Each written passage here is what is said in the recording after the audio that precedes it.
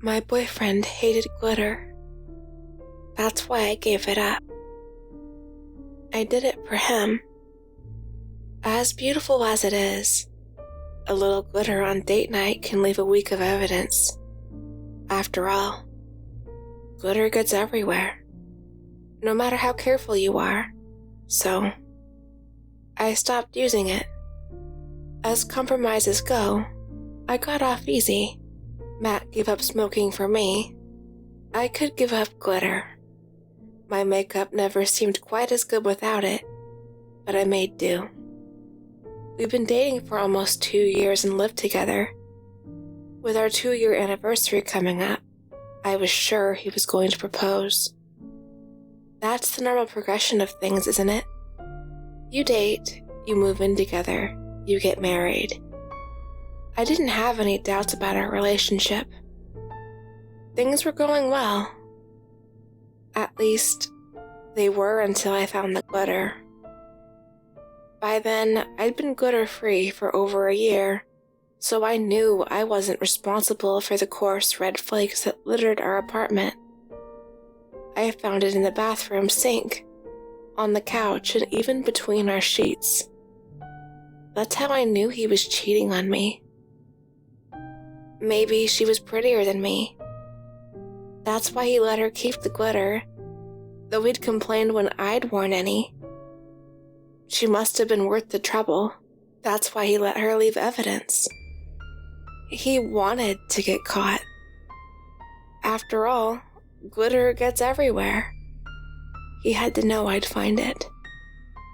I saw a single flake catch the light on his knuckle over dinner. I watched, transfixed, as he cut into his sirloin. He was mocking me, wasn't he? He wanted me to say something. His eyes met mine, and he swallowed his bite before he asked, "Is something wrong?" I shook my head. No, it wouldn't be that easy. If I told him I knew, he'd win. It's nothing. He turned his head slightly, eyes still boring into mine. But when I said nothing, he wiped his mouth. The lone piece of glitter transferred to his cheek, catching in the dimple of his smile. I clenched my fists under the table, my plate untouched. "You look beautiful tonight, and dinner tastes great," he continued. "But you're so quiet. You're not eating anything. Do you have something to tell me?" His eyes were bright and expectant. My stomach soured that he'd ask with such blatant enthusiasm. Did he take pleasure in hurting me? His smile dropped away, eyebrows pinching together. I wasn't taking the bait. That must have been frustrating for him. Matt was never one to give up, though. He tried again. "Are you sure nothing's wrong?" "I'm fine." He reached across the table, touching my hand, touching me with hands that touched her, whoever she was. I drew my hand away, standing up. I picked up my unfinished plate, turning towards the kitchen. "I'm just tired." I was tired. Tired of the lies, tired of the evidence he flaunted in my face, daring me to call him out on it. He followed me, lingered in the doorway as I wrapped my leftovers in foil. He didn't say anything. From the corner of my eye, I watched him too. He'd open his mouth, then close it again. Finally, he said, "Joan, if something's wrong, please tell me. I can't do anything to fix it if I don't know what's wrong." "Are you done eating? I want to do the dishes." I walked past him to collect the plate off the table. He didn't stop me, just watched me scrape the last of the meat and vegetables into the trash. "I'm going to give you some space," Matt said, though the silence that came before his words felt far too long. I didn't stop him. That was what he wanted me to do. I listened to his footsteps fade up the stairs. I finished cleanup, stewing in anger. When I peeked into our bedroom, he was asleep without a care in the world. I'd been losing sleep over everything, but there he was. I watched his chest rise and fall with the steady rhythm of a pleasant dream, probably dreaming about her.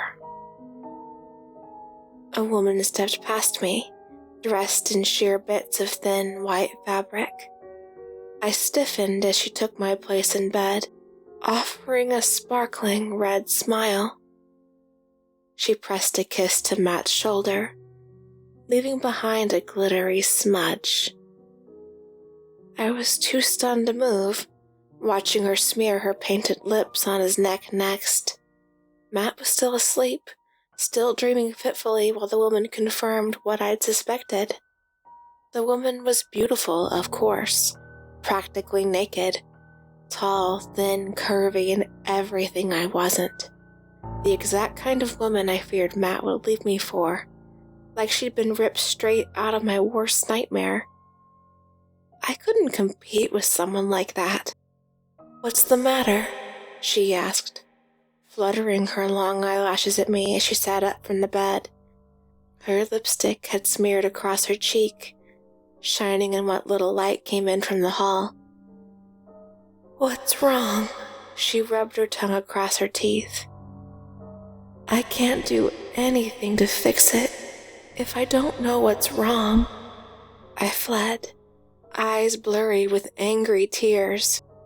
I stumbled down the steps, finding myself back in the kitchen. She followed me, drifting at my heels as she repeated the question. "What's the matter? What's wrong?" "Get away from me!" I didn't mean to scream the words, but she reacted, stepping back, but not completely away. I reached for a knife. I'd like to say I wasn't thinking, but I was. I whipped the blade towards her, opening her throat with the motion. Glitter got everywhere. It was warm, red confetti. It coated the walls and stuck to my hands. There was so much of it, I was covered in it. Matt was going to be annoyed when he saw the mess. After all, glitter gets everywhere. But if there was going to be a mess anyway, I might as well enjoy it. I scooped up generous handfuls as it pooled on the floor, rubbing it into my face and chest. I did like the glamorous look of it. I wasn't sure what to do about the woman.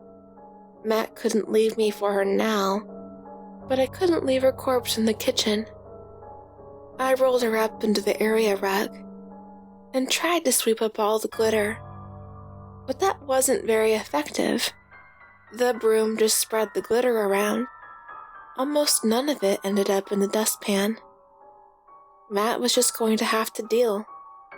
Moving on, I managed to drag the body outside. She was a lot heavier than I expected. Hauling her took a lot of time, breaks, and effort, but when I opened the trunk to stuff her inside, it wasn't empty. Exhausted, panting, and sweaty, I was annoyed. There was a box inside, one I didn't remember. I opened it to find party decorations.